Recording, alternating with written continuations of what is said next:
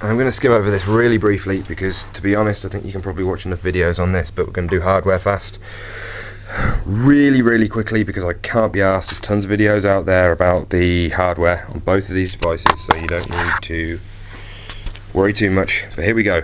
On the iPad you have got Apple's weird frickin' gotta have the whatever cable they give you port there. Plugs into whatever you're doing. We have speakers. Are they speakers? Is that speakers there? I'm pretty sure that that's speakers. Have we got some on the other side? No. That's got to be speakers. I have no idea. I haven't looked into this. So we have the volume rocker here. So we're holding this way up. So on the top we've got volume rocker, and I think, is this orientation lock? No, it's not orientation lock. Oh, it's mute. Okay, there we go. That's a mute button there. And then we've got volume up and volume down rockers on the top. On the side, we've got the power button here. Push that. Ooh, it's gone. Push it again, turns it back on. And then we have got the audio jack there. And on the bottom, SIM card slot. No SIM card slot in the Vega. Don't ask, it doesn't have one. Connect it to your Android phone over Wi-Fi and use the phone as a 3G router. How do I turn this on? There we go. And then we've got the weird, I don't know if you can see it in this like Apple button thing that you get on all the Apple devices. Takes you to home, you hold it, does other stuff on there. So pretty simplistic, not overly complicated, which I quite like. So that's the iPad. Good weight to it, but not too heavy.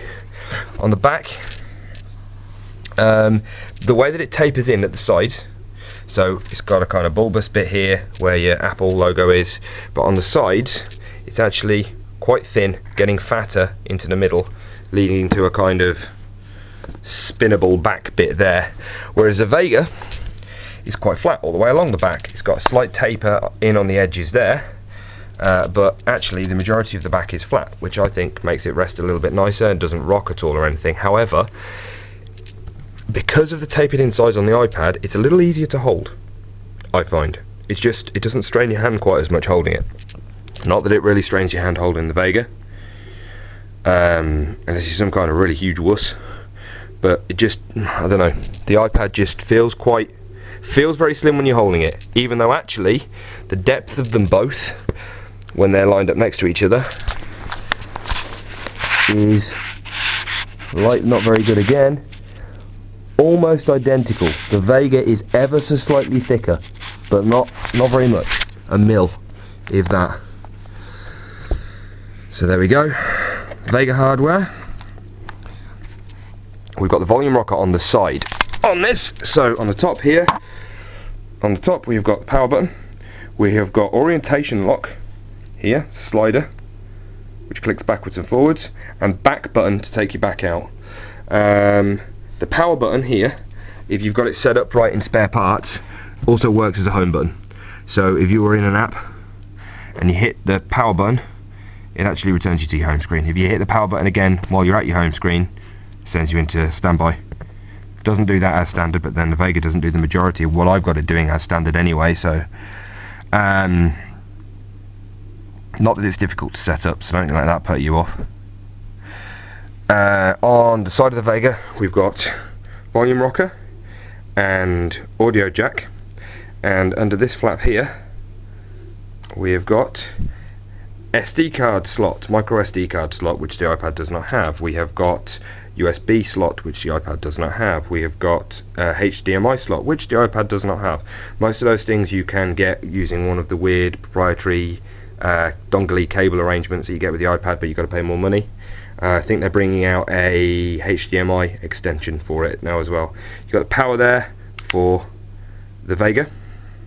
Important thing here, in my opinion, with the Vega compared to the iPad, is that you can have your power plugged in, you can have HDMI plugged in, you can have your USB plugged in, all at the same time. With the iPad, you have got that one proprietary jack on the bottom, which either gives you power, or plugs you into a HDMI dongle, or gives you USB extensions or plugs into a dock. You can do one of those things at a time. You can't do them all like you can with the Vega, basically all at the same time. There is a little proprietary dock port on the bottom of the Vega for the Vega dock and various other things that you can get. I haven't bought any of those.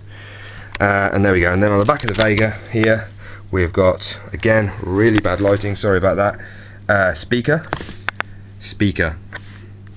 Nice. There we go. I've got to say, one thing that kind of bugs me a little bit about the Vega is that the speakers are at the bottom. I'm not sure why they decided to do that. It would work out better, in my opinion, if the speakers were at the top. If you've got it rested on your lap, or it's kind of nuzzled in your crotch, keeping your cock warm, then your speakers are going to be muffled. If they were at the top, that wouldn't happen as much. It's not really a problem. You can still hear them absolutely fine because they've got some good kick to them, but bit of a pain. There you go, that's the hardware.